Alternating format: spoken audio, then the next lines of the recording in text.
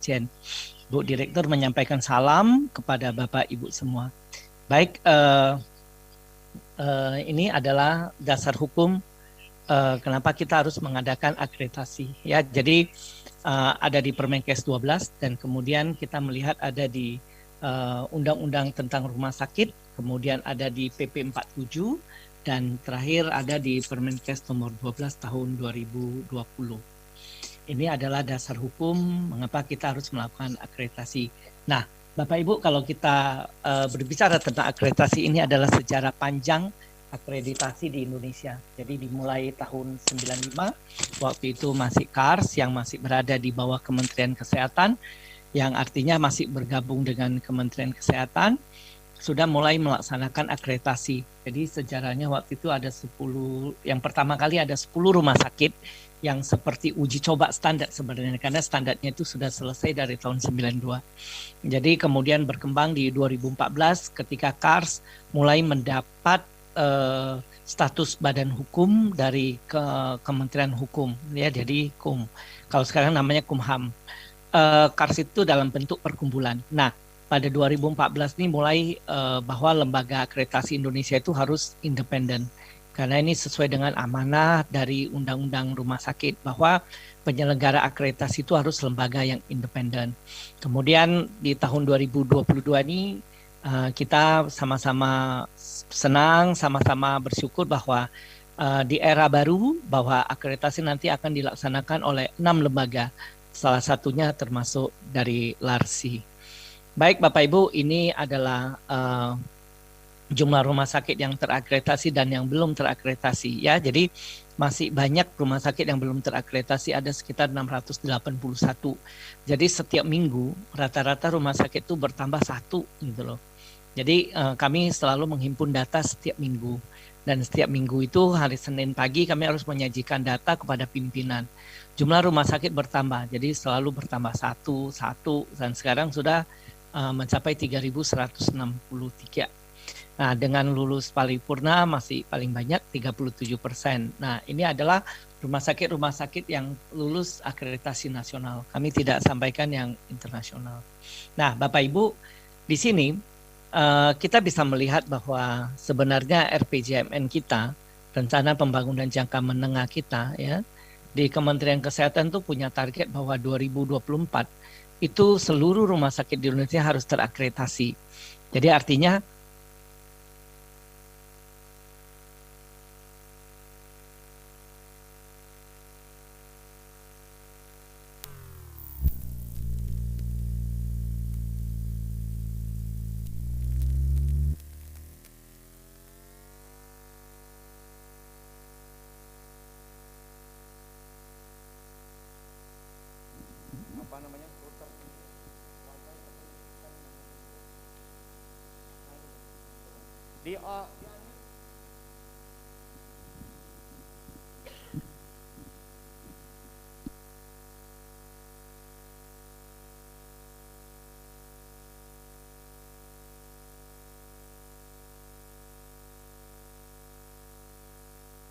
yang mungkin pada saat perizinan mungkin standar inputnya belum berjalan dengan baik, tetapi ketika waktu mau akreditasi harus melakukan perbaikan-perbaikan sehingga terasa mahal. Atau memang biaya akreditasi yang benar-benar mahal. Ya, biaya survei, biaya transportasi, akomodasi, surveyor, itu kadang memberatkan rumah sakit. Kemudian ada juga yang menyatakan bahwa rumah sakit yang sudah terakreditasi standarnya belum menjadi budaya. Ya, jadi waktu mau akreditasi aja hebohnya minta ampun, ya, sampai stafnya nggak pulang gitu ya. Tapi setelah akreditasi kembali lagi ke masalah-masalah lama, ya. Waktu tunggu pasien yang tidak baik, kemudian keselamatan pasien yang rendah, ya, kemudian komitmen pelayanan mutu yang jelek, itu semua terjadi seperti itu. Mungkin ada yang bocor ya Bapak Ibu.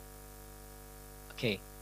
Nah, kemudian Bapak Ibu juga dari keluhan-keluhan yang kami dapat dari surveyor, ya, mungkin ada juga yang melaporkan tentang gratifikasi lah, pelanggaran etika lah, penyambutan surveyor yang berlebihan.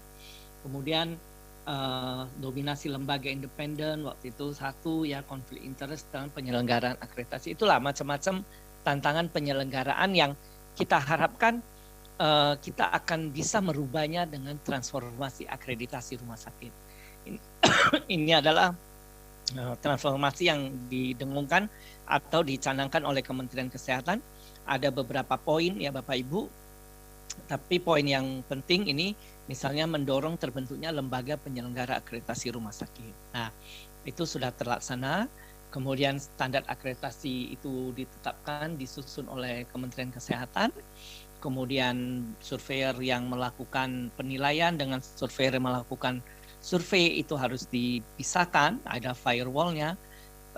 Terus kemudian pelatihan calon surveyor dengan standar akreditasi baru, penandatanganan sertifikat akreditasi bersama antara Kemenkes dalam hal ini mengetahui dan dengan lembaga. Kemudian penetapan biaya dan penggunaan teknologi informasi. Jadi transformasi akreditasi rumah sakit ini kita harapkan bisa menjawab tantangan-tantangan tadi ataupun keluhan-keluhan tadi. Nah, alur penyelenggaraan akreditasi rumah sakit saat ini ya seperti ini Bapak Ibu. Kalau yang saat ini, yang saat ini rumah sakit dengan lembaga. Ya, jadi pengajuan, pemeriksaan persyaratan penentuan jadwal sampai dengan penyerahan rekomendasi dan sertifikasi. Jadi kalau saat ini kecuali nanti kita kan belum menyelenggarakan dengan metode baru. Kalau selama ini yang berhubungan atau bercerita itu hanya rumah sakit dan lembaga. Ini dinas kesehatan tidak tahu itu. Kadang-kadang, rumah sakit kami udah terakreditasi, dinas kesehatan nggak tahu diri. Padahal berada dalam dinas wilayah setempat. Jadi sekarang ini yang berusaha kita rubah menjadi seperti ini. Ini sudah sering kita sampaikan Bapak Ibu bahwa akan ada keterlibatan stakeholder lain, yaitu ada Kementerian Kesehatan dan Dinas Kesehatan. Jadi tidak hanya rumah sakit dan lembaga, tapi Kementerian Kesehatan dan Dinas Kesehatan tercakup dalam skema yang baru nanti. Oke, Bapak Ibu, ini juga sudah kami sharekan. Ini ada satu yang belum tershare ya. Ini tentang syarat-syarat bagaimana rumah sakit itu bisa mengajukan akreditasi. Jadi yang pertama tentang izin operasional, rumah sakit dipimpin oleh tenaga medis yang menguasai atau memahami tentang ilmu tentang perumahsakitan. Kemudian rumah sakit beroperasi penuh ya. Rumah sakit mempunyai izin pengelolaan limbah cair, limbah bahan berbahaya dan beracun. Semua tenaga medis ya mempunyai STR dan STP. Rumah sakit bersedia melaksanakan kewajiban mutu. Ada satu lagi Bapak Ibu yang belum kami cantumkan di sini. Ini adalah yang terbaru tentang rumah sakit harus memenuhi sarana prasarana minimal 60% dilihat dari aspeknya. Jadi artinya rumah sakit ini menjadi pegangan seluruh lembaga nanti ketika menyelenggarakan akreditasi. Artinya rumah sakit harus tervalidasi oleh Dinas Kesehatan atau Kementerian Kesehatan bahwa pemenuhan SPA-nya itu minimal 60% dari standar rumah sakitnya. Supaya kita jangan dikomplain lagi, jangan lembaga juga dikomplain bahwa sudah diakreditasi tapi alatnya atau apanya masih banyak yang kurang lengkap seperti itu ya. Kita akan menggunakan standar. Standarnya itu ada di mana? Ada di PP 47. Nah, lembaga sekarang ini seperti ini kita udah tahu bersama. Kalau untuk nasional ada KARS, kalau untuk internasional ada GCI dan ACHS. Nah, ini yang ke depannya, bahwa akan ada 6 lembaga nasional dan 1 lembaga internasional. Ini sudah sama-sama kita hafal ya, Bapak Ibu. Ada LAFKI, ada LAM KPRS, ada LARSI, ada LARS, kemudian LARS DHP. Nah, ini juga apa perbedaannya? Ya, kalau sekarang semuanya full luring, kalau nanti ke depannya itu akan hibrid, yaitu daring dan luring. Daringnya itu kita pakai untuk kegiatan-kegiatan pembukaan misalnya ya, presentasi direktur, kemudian tentang telusur dokumen gitu ya. Kalau luringnya itu telusur lapangan, pembuktian, kemudian simulasi, wawancara dan sebagainya. Kalau dulu stakeholder yang terlibat itu hanya rumah sakit dan lembaga, sekarang rumah sakit, lembaga, Dinas Kesehatan dan Kementerian Kesehatan. Standar dulu hanya lembaga, sekarang Kementerian Kesehatan. Kalau dulu biaya lembaga yang tentukan, sekarang Kementerian Kesehatan. Bapak Ibu, bukan di sini kita lihat peran Kementerian Kesehatan sangat banyak ya. Bukan ingin menarik. Saya dulu pernah ditanya, apakah Kementerian Kesehatan ingin menarik bandulnya ke arah Kementerian Kesehatan karena dulu merasa terlalu melepas ke lembaga. Sebenarnya itu bukan alasan mutlak ya. Alasannya adalah begini. Pemerintah merubah kebijakan yang dari satu lembaga menjadi 6. Ketika kebijakan ini berubah, ada konsekuensi-konsekuensi yang harus dikerjakan oleh pemerintah. Itu dia jawabannya. Bahwa pemerintah tidak mungkin memberi izin tetapi melepaskan seperti itu saja. Bagaimana nanti di lapangan? Nah, kemudian sehingga pemerintah harus mengatur hal-hal tertentu seperti standar harus diatur, kemudian biaya itu semua hal itu diatur. Jadi bukan ingin menarik bandulnya ke arah kementerian atau mengurangi independensi dari lembaga-lembaga tersebut. Tetapi konsekuensi dari timbulnya lembaga baru itu seperti itu. Apakah ini akan bertahan selama-lamanya? Ya tidak, ya pasti tidak. Ini suatu saat juga akan berubah sesuai dengan ini adalah awal di mana dari satu lembaga menjadi 6, oleh karena itu konsekuensinya harus diselesaikan oleh pemerintah secara bijak. Mungkin itu. Jadi bukan ingin mengurus semua Bapak Ibu atau ingin mengurangi independensi dari lembaga independen itu sendiri. Nah, ini adalah standarnya, Bapak Ibu. Standar kita sudah selesai ya Bapak Ibu, tinggal tunggu ditandatangani Bapak Menteri saja. Sudah berada di Birokor, sudah selesai, ke meja Pak Dirjen, mungkin Pak Sekjen, dan tinggal ditantangin Pak Menteri.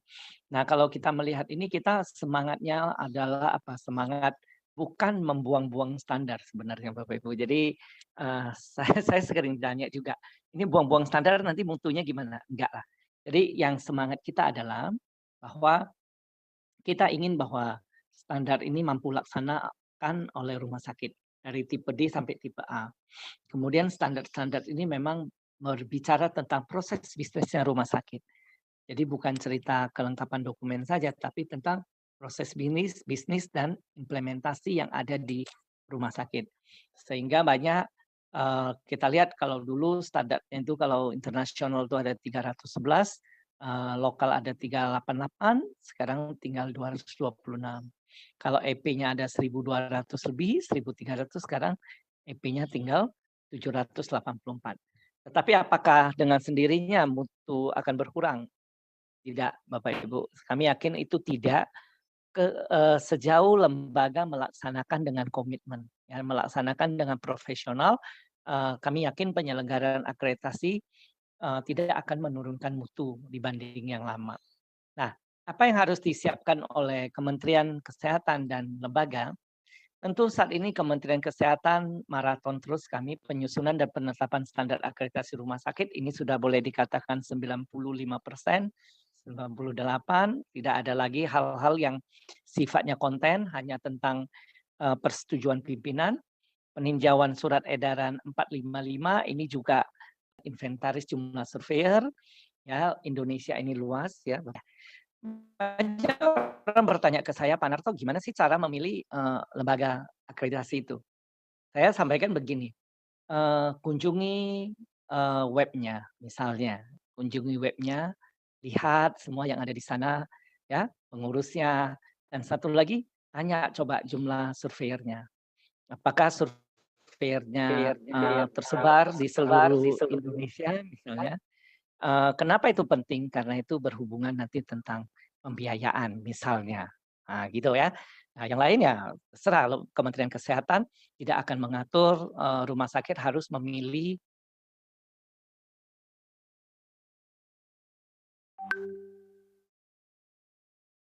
oleh Menteri Kesehatan itu dinyatakan memang sudah qualified untuk melakukan penyelenggaraan akreditasi rumah sakit. Kemudian lembaga juga sama-sama dengan kementerian menyiapkan sistem informasi akreditasi. Nah, ini yang saya maksud tadi. Kalau kami menyusun pedoman survei, kami mengharapkan lembaga menyusun tentang instrumennya. Ya, lembaga bersama-sama dengan seluruh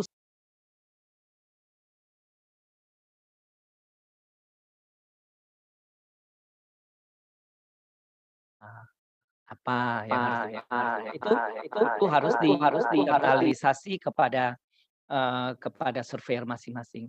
Kemudian lembaga juga bisa melengkapi surveyornya dengan alat-alat kerja, tools, ya, daftar tilik, ya, format-format form-form yang bisa diisi. Nah, itu semua akan membuat surveyor yang bekerja di lapangan menjadi lebih mudah, lebih objektif, dan mengurangi bias. Apakah keenam lembaga nanti akan menghasilkan bias apa tidak bias? Ya tidaklah, pasti ada bias antar lembaga.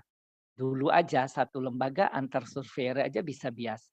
Nah, ini sekarang yang harus kita sama-sama lakukan, yaitu mengecilkan kemungkinan biasnya. Jadi kami mohon minta tolong kepada lembaga selalu melakukan internalisasi kepada surveyornya, termasuk dalam sosialisasi. Nanti sosialisasi tentang standar, kemudian bareng-bareng dengan surveyor menyusun tentang instrumen dan lembaga menyediakan alat kerja bagi surveyor. Nah, Bapak Ibu, kesimpulan kami bahwa transformasi akreditasi rumah sakit merupakan bagian dari transformasi pelayanan kesehatan rujukan. Jadi Kementerian Kesehatan sekarang ada 6 pilar transformasi. Jadi akreditasi salah satunya yang mengalami transformasi. Gunanya apa Bapak Ibu? Untuk meningkatkan kualitas. Jadi ingat ya bahwa keberadaan LARSI ya yang baru ini ya bukan hanya meramai-ramaikan lembaga, tetapi LARSI punya komitmen, punya cita-cita untuk meningkatkan kualitas penyelenggaraan akreditasi dan untuk cakupan rumah sakit yang terakreditasi. Itu satu komitmen yang kami minta dari seluruh lembaga penyelenggara akreditasi. Kemudian lembaga independen penyelenggara akreditasi rumah sakit harus mempersiapkan diri untuk melakukan penilaian akreditasi. Jadi sambil menunggu penetapan tanggalnya kapan oleh Kementerian Kesehatan, teruslah lakukan internalisasi, pelatihan, ya, mempersiapkan instrumen dan sebagainya.